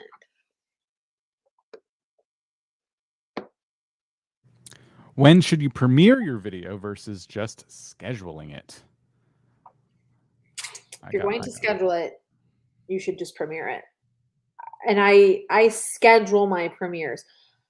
The tip is with premieres is you always want to do a premiere at least 1 hour before it's going to go live, right? Before it's going to post. The reason is because then YouTube sends out the 2 alerts. You get an alert 30 minutes before the video goes live that this video will be premiering in 30 minutes. So your phone gets the notification, and so does the notifications on your YouTube notifications on your desktop. And then when you go live, and then when it publishes, it's live at that time, it also gives a 2-minute warm up, right? So the premiere goes out and it gets pushed to your push notifications to people that want to see it. And it gives time for them to come in and consume the content. And as a really great added bonus, you get the chat. So if you know it's going to go live, you should show up in the chat, ask questions, and thank people for showing up and watching and being there. It's like going live without having to go live or doing the workarounds. Like StreamYard has an option where you can go live with pre-recorded content, right? So you don't have to do any of that. So I like Premieres Now. Plus, it gives me a link to promote and share if I'm doing something ahead of time. Like if I want to send an email out to my list and I have the premiere and I can say watch it, and I can like publish the email at the same time the video goes live and people can like click in and watch it and stuff. I just think premieres is a great way to hype your video. It builds suspense, let more alerts happen, and it also allows for me to watch the video for the first time with my audience. Here's the other thing. She might have mentioned it, or I may have missed it, but if you are going to do a premiere, please, for the love of all things content creatory, be there when the video premieres. There is nothing worse than a creator premiering a video and not being in the audience watching the video with their viewers. If you're going to premiere video, make sure you can be there when the premiere goes live. Thank you. It's interesting. We have, like, especially Rob and I have no strategies when it comes to premieres. Neither of us use them. I've always found them as kind of a silly feature on YouTube, and the best use case I've seen for them personally is when it's a channel that does kind of like sports type events, and like Jelly's Marble Runs comes to mind. It's like a sporting event with marbles, and so what happens is then when it's over, people are spoiling it in the comments. So you want to show up for the premiere, and that's like, to me, that's like a valid case for premieres. But what you described, Desiree, like makes so much sense to me. If you use premieres 30 minutes before your video is going to go live and you have the time to be there. I do it an hour. An hour, sorry, excuse me, an hour. Because I've seen people premiere things days out, and that's when I'm like, why are you doing that? Just post it. Yeah. Well, but that's the thing. If you premiere something days out, you're still not going to find out until 30 minutes before it goes live. And then again, when it is happening, right? When you go live, it's just boom, this person's live. If I have a 30-minute reminder and I really like that creator, I'm like, what am I doing? What do I need to wrap up and show up for in 30 minutes to watch this person's video, right? And again, it all depends on your audience and when you're doing it. Like, if you are a gamer, you probably want to premiere your videos like the 4 to 5 o'clock time frame, because that's when kids are out of school most. And I think, Dan, and I say that because you had mentioned it last time, like, why did I have such a dip? And it was like, oh, back to school time, right? So it's like figuring, you do need to show up and be there to let it happen. But premieres are just such a great way to watch a video with your audience, because when you're live and you have the chat, like, you're in the content, you're in here talking to people and having all this stuff and activating overlays and all the things. So when it's premiere, you've already done all the work. You can join in on the chat and ask questions along the way and be there with people. All right. So we just blocked somebody, but they kept asking about 22Q. I don't even know what that means. It was just spam. Don't worry about it. So how can I ask people to subscribe without sounding annoying? I have a feeling this person does not like it when people in their videos say to subscribe. And now they're feeling as if, well, I kind of want to do that. I would say the best tip I've ever heard, we should probably go around the table on this one too, but the best tip I've ever heard is ask somebody to subscribe after you've given some kind of value. The worst thing you can do is start your video, give no value, and spend 30 seconds or more talking about how you should subscribe because this and this and this. When somebody clicked on that video for a specific reason, they came to you for something, and you're wasting their time, not giving them the thing they came for, And I would also make that call to action personally very quick. Sometimes just a pop-up on the screen is all you need without a verbal mention of it. Sometimes that little thing is all you need, but just my tips. Yeah, I would agree with Dan. Definitely, you want to make sure you provide some type of value before you ask for to subscribe. The other thing that I've seen that creators have been doing a lot lately is maybe putting up a little, like, a screenshot of their YouTube studio where they'll say something like, I see that 80% of you all that don't watch the video are not, or that watch the video are not subscribed. let's change that, or something along those lines. They'll show the analytic that says 80% are not subscribed, so they ask them to subscribe. I kind of like that, but yeah, you definitely don't want to be spammy about it. I tell people why to subscribe.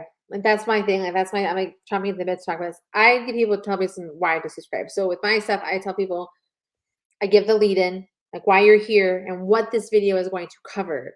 And then I say to them, if you are looking to grow your business with better social media and content marketing, take action now and hit the subscribe button. Now, because I have other partners on my channel now, I just have the graphic that shows up, but I have noticed a noticeable drop in subscribers because I do not have that call to action on every video.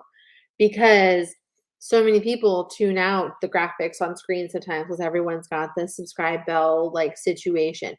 Tell people what they get for subscribing to your channel. Don't make it long-winded. Direct them to the point.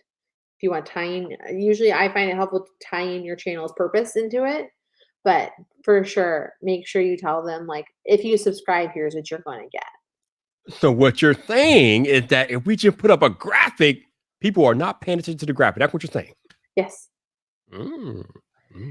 And I can say this, and I'm going to turn to my fellow YouTube educators. Nick Nimmin does this. Primal Video does this. vidIQ does this. So it's just one of those things, like giving people reason to subscribe. I think it might be niche specific because all of those people I just mentioned are educators and tutorial and how-toers.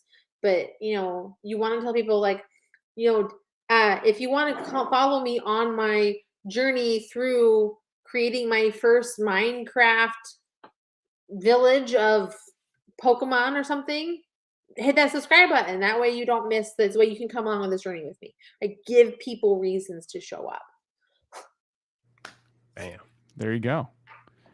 Think about it from your perspective too. Why do you subscribe? Why do you finally hit that button when you're watching a channel?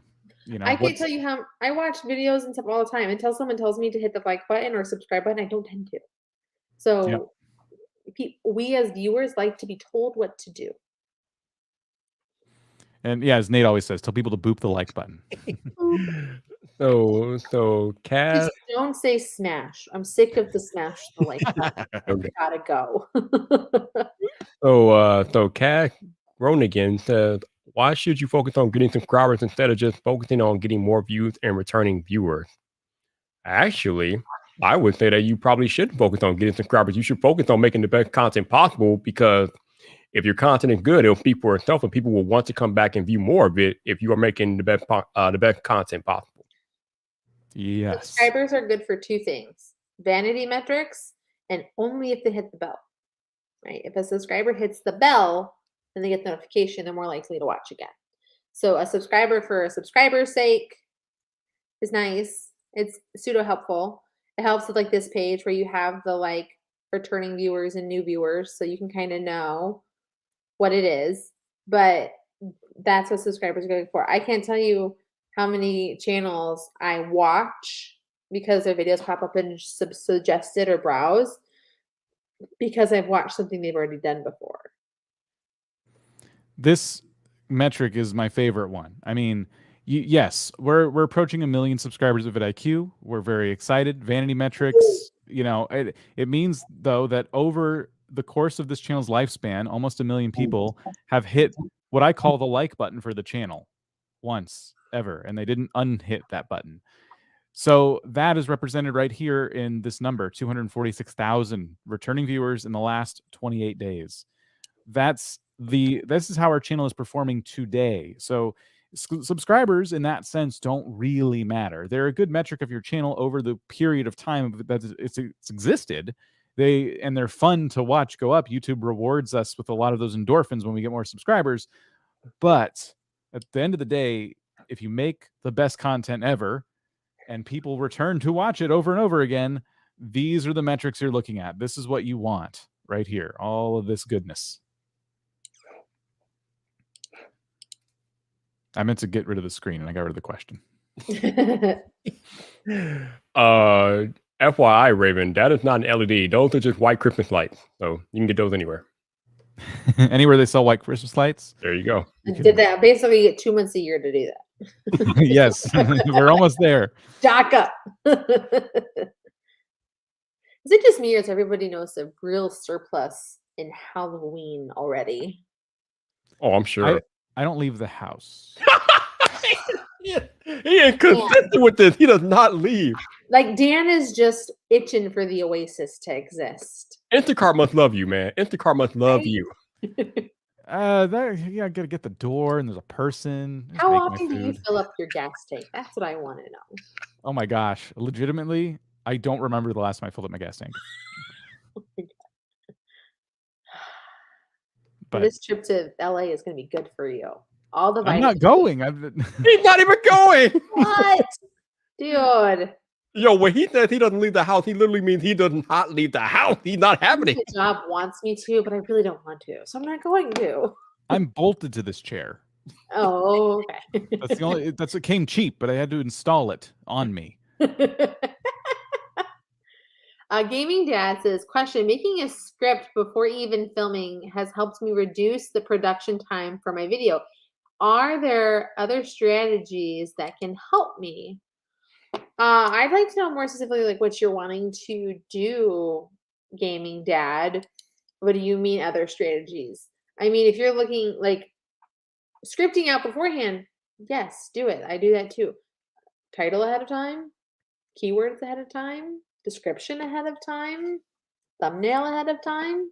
Recording B-roll. Honestly, y'all, the easiest part of everything should really be recording your video. Like in my opinion, that should be the easiest part because everything else is done. You know what you're going to say, you know how it's going to look, you know the title's going to be, you know when it's going to go up. Like all of the brain work is done because you know what you're talking about. You know what you're doing. And I know that there is the whole like you never know what's going to happen in a video game situation, but for the most part, most of our content does not have a whole lot of surprise to it. B-roll. You could be capturing a lot of different B-roll for your content, whether it's in a game or if it's in person. A lot of people, what they'll tell you for their YouTube channels, this is some Sean Cannell advice right here, they actually take a day to go out with different wardrobes and things like that and take all their thumbnail photos for like the month ahead or whatever the time frame is. So you can be kind of getting a backlog of all sorts of different elements that you constantly find yourself going to get. If you're playing games, I would say, especially if you're covering updates, get some generic footage of your game. That way, when an update drops, all your footage is there. You just got to talk over it. You know what I mean? Love so see, like there's creative ways to kind of work ahead. So there you go. All right. So, and on that note, as my good friend Sean Cannell would say, we are going to have to land this plane relatively quickly because Rob, our buddy Rob and Sean are starting a video here in about probably 60 seconds. So we appreciate all you all showing up today, and we appreciate Desiree joining me and Dan on the live stream. So thank you very much.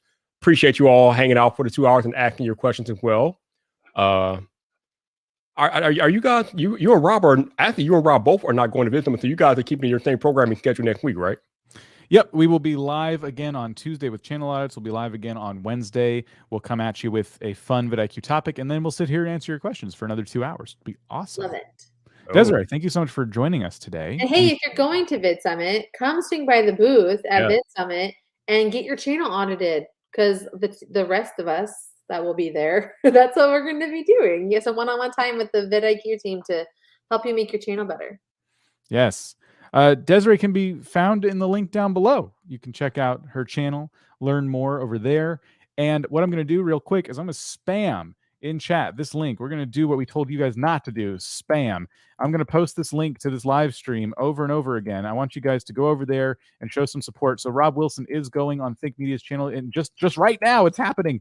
And they're going to be talking about steps for making videos. So, and I believe there, if I'm not wrong, there's a Q&A segment in this live stream as well. So the YouTube education goodness does not end here. Please go over there. Tell them vidIQ raid. Go hang out. Don't spam their chat. Say that once. Just don't spam their chat, please. And we'll see you guys around. Thank you so much, everybody. Peace.